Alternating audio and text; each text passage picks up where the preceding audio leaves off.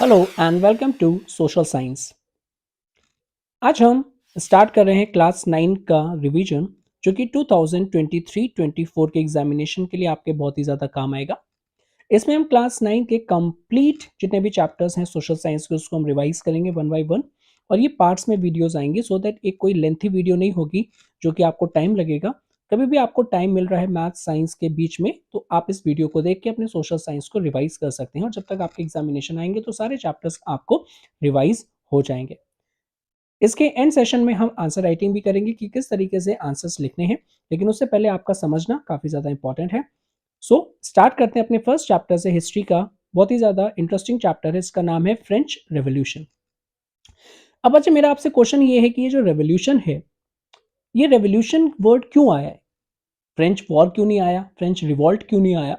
सो revolution जहां पे भी वर्ड आता है उसका मतलब होता है एक कंप्लीट चेंज।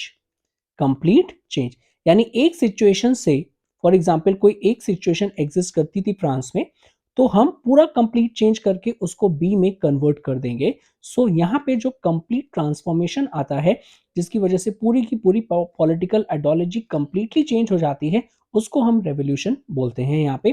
तो इसीलिए ये जो चैप्टर का नेम है फ्रेंच रेवोल्यूशन। अब ये जो फ्रेंच वर्ड है, इसका मीनिंग है कि यहाँ पे जो हम रेवोल्यूशन की बात करेंगे वो फ्रांस में हुआ था। तो this is how we decode the chapter name.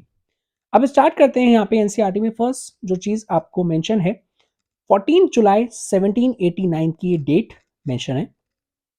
इस टाइम पे जो पेरिस सिटी थी वो एक कंप्लीटली अलार्म स्टेट में थी, मींस बहुत ही अलर्ट स्टेट में थी। अब ऐसा क्या हुआ कि ये अलर्ट स्टेट में थी बच्चे, क्योंकि इस टाइम पे जो किंग थे उन्होंने अपने ट्रूप्स को पेरिस में बुलवा लिया था। अब कुछ तो मैसी होने वाला है, कुछ तो फिशी होने वाला है, लोगों को ये लगने लगा था, क्योंकि ट्रूप्स बुलाने का मतलब ये है कि या तो हम पे अटैक किया जाएगा या हमको एक्सट्रीम रिप्रेस किया जाएगा या कंट्रोल किया जाएगा। जो रूमर्स थे वो ये स्प्रेड हो रही थी कि किंग ने ट्रूप्स को बुला लिया है और वो कभी भी अब ओपन फायर कर देंगे अपने सिटीजन्स पे। ऐसी कंडीशन में, सिंपली सस्पिशियस कंडीशन में, लोग क्या करते हैं, एक साथ यहाँ पे इकट्ठा होते हैं और सम 7,000 मेन एंड वुमेन्स, एक प्लेस था यहाँ पे पेरिस में जिसका नाम था टाउन हॉल, उसके पास जाते हैं और ये डिसाइड करते हैं कि हम सभी कॉमन पीपल्स मिलके एक मिलिशिया बनाते हैं। सो बच्चे, मिलिशिया क्या होगा? मिलिशिया का मतलब है कि जितने भी यहाँ पे मेन एंड वुमेन है जो किसी भी यहाँ पे प्रोफेशन से बिलोंग करेंगे, और वो एक साथ क्या करेंगे, अपने आप को प्रोटेक्ट करने के लिए अपनी एक कॉमन पीपल की आर्मी बना लेंगे। तो मिलिशिया मतलब कॉमन पीपल्स आर्मी। अब हुआ क्या कि सर, मेन तो इकट्ठे हो गए, विमेन भी इकट्ठी हो गई। अब इनको फाइट बैक करने के लिए क्या चाहिए था? Arms and emanations. तो अब क्या करेंगे ये कि अलग अलग गवर्नमेंट की बिल्डिंग्स में जाएंगे और वो इस कंडीशन में यहाँ पे जाएंगे कि कहीं भी उनको आर्म्स मिल जाए तो वो अपने आप को यहाँ पे डिफेंड कर सकते हैं। फाइनली क्या होता है कि उन 7,000 ग्रुप में से एक छोटा सा ग्रुप जिसमें सेवरल हंड्रेड पीपल्स थे, वो eastern part of the city में जाते हैं जहां पे बहुत ही इनफेमस बेस्टाइल प्रिजन थी, जो कि एक ऐसा इंस्टीट्यूशन था जहां पे रिप्रेशन और सप्रेशन के लिए वो जाना जाता था यहाँ पे। अब क्वेश्चन आता है कि वो क्यों इस फोर्ट्रेस प्रिजन में गए थे, जो बेस्टाइल जिसका नाम था यहाँ पे, क्यों उनको पता था कि हो सकता है कि ये जो जेल है यहाँ पे काफी ज्यादा आर्म्स एंड एमिनेशन होंगे।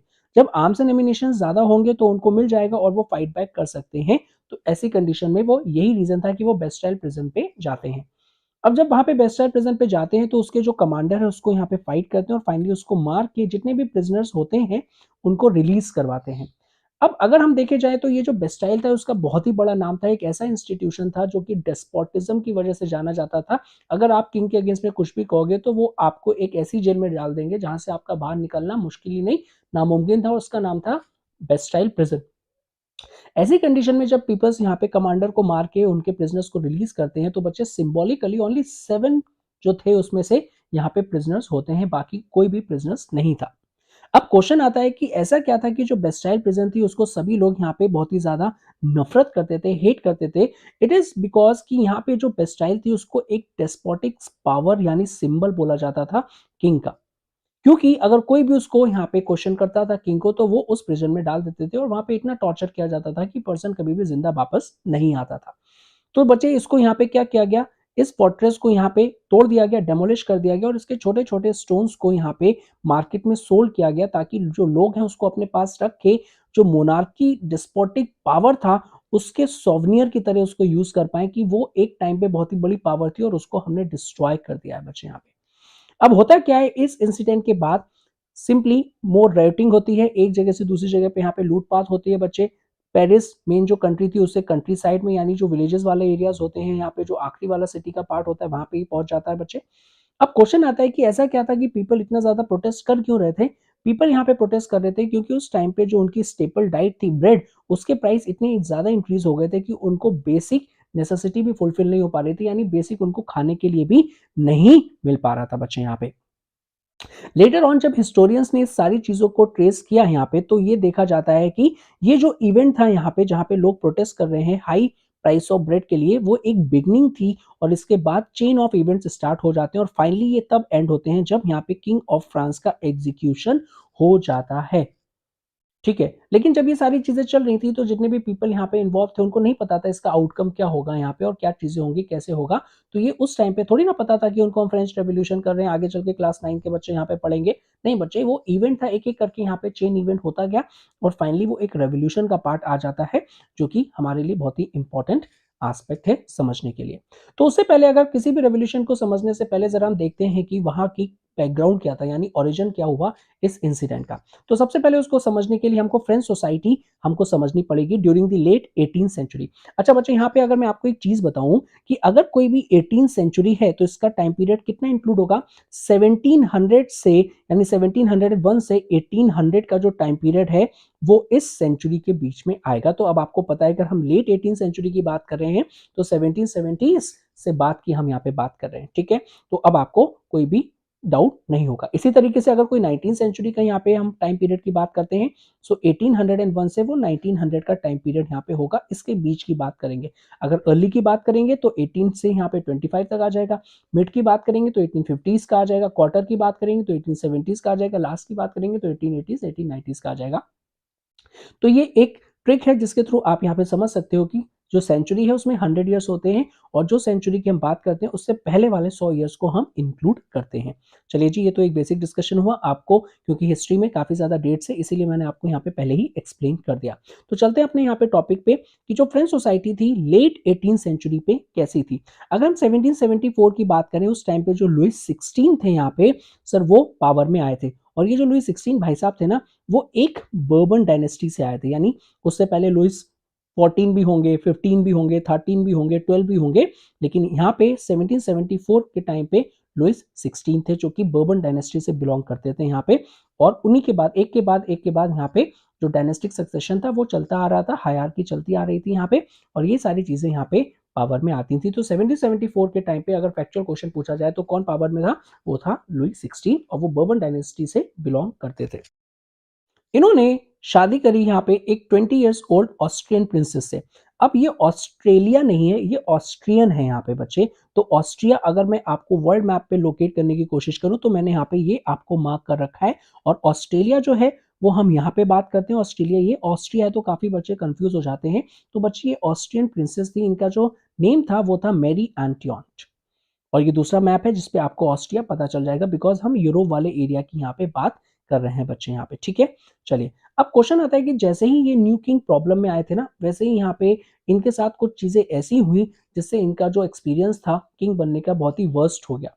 क्योंकि जैसे ही वो एक्सेशन में आए यानी जैसे ही इनका यहाँ पे कोरोनेशन सेरेमनी हुई, ये किंग बने ये बच्चे, सबसे पहले इनको ये मिलता है कि इनके पास जो ट्रेजरी है वो बिल्कुल ही खाली है, यानी कोई भी ज्यादा पैसा नहीं है। अब क्वेश्चन आता है कि सर फ्रांस का एम्परर इतने लॉन्ग टाइम से इनकी जो डायनेस्टिक थी बर्बन डायनेस्टी रूल कर रही थी, ऐसा क्या हुआ कि जैसे ही ये यहाँ पे पावर में आए और वैसे ही इनको सिंपली एम्प्टी ट्रेजरी देखने को मिलती है। आंसर है बच्चे क्योंकि फ्रांस उससे पहले काफी लॉन्ग ईयर्स ऑफ वॉर यानी फाइट कर रहा था जिसकी वजह से उसको काफी ज्यादा फाइनेंशियल एक्सपेंडिचर खर्च करने पड़ रहे थे उस वॉर में। तो हुआ क्या, ओवर द टाइम जो रिसोर्सेज थे वो खत्म होते गए और जो सिचुएशन थी वो काफी ज्यादा वर्स होती गई। एक तो पहली ट्रेजरी बहुत ही ज्यादा यहाँ पे एम्प्टी थी, दूसरे में क्या हुआ कि आपको कोर्ट को मेंटेन करना है यानी कोर्टली लाइफ को मेंटेन करना है।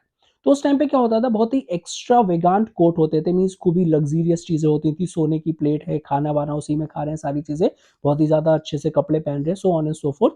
और जो पैलेस में है वो बहुत ही ज्यादा यहाँ पे क्या था, कॉस्टली था, यानी वहां पे सारी चीजें लग्जूरियस थी। एक तो ऑलरेडी आपके पास पैसे नहीं हो, बाकी आप इस टाइप की लग्जूरियस स्पेंडिंग कर रहे हो जिसकी वजह से जितना भी बचा कुचा ट्रेजरी है या फिर जो भी आपके पास पैसे आ रहे हैं वो बहुत ही जल्दी ड्रेन हो जाएंगे बच्चे यहाँ पे।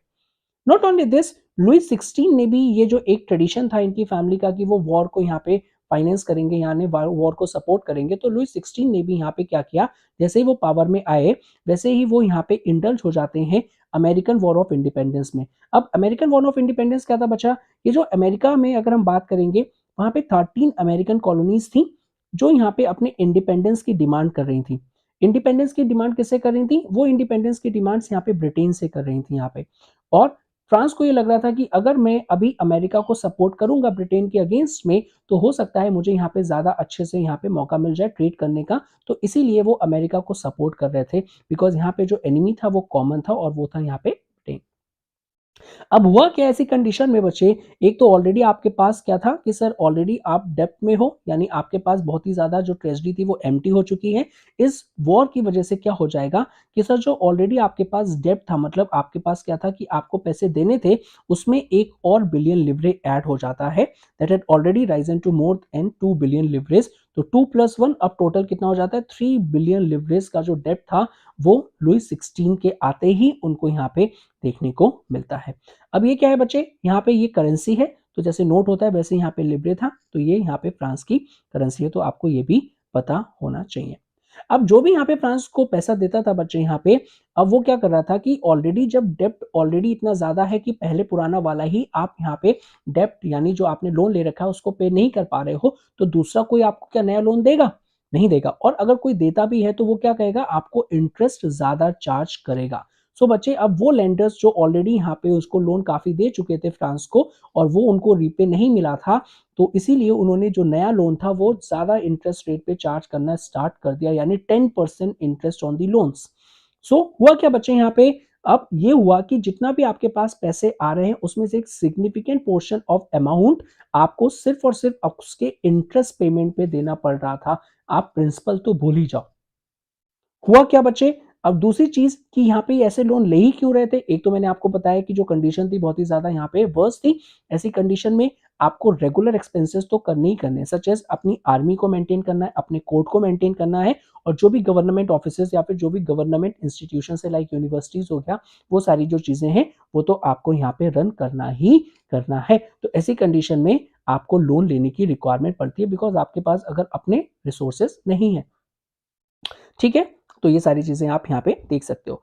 अब आपको जो भी चीज हमने यहाँ पे पढ़ी, तो सिंपली एक बार एमसीक्यूज मैंने डिजाइन कर दिए, तो इसको एक बार पॉज करके आप देख सकते हो, एक बार आप रिकॉल कर सकते हो कि जो जो चीजें अभी तक हमने पढ़ी क्या वो आप कैपेबल हो उनको आंसर देने के, अगर नहीं तो एक बार दोबारा से इसको देख लेंगे और उसके बाद यहाँ पे हम कंटिन्यू चलेंगे। तो आज के लिए एक इंट्रोडक्शन पोर्शन था ये, इतना ही, और कल से और वीडियोस आपके लिए आएंगे यहाँ पे, तो आपको ये चीज पता होनी चाहिए कि आपका रिवीजन जो है वो बहुत ही इंपॉर्टेंट रोल प्ले करता है, और इसीलिए यहाँ पे रिवीजन सीरीज स्टार्ट की गई और आपसे एक्सपेक्ट किया जाता है कि आप इसके थ्रू रिवीजन करेंगे।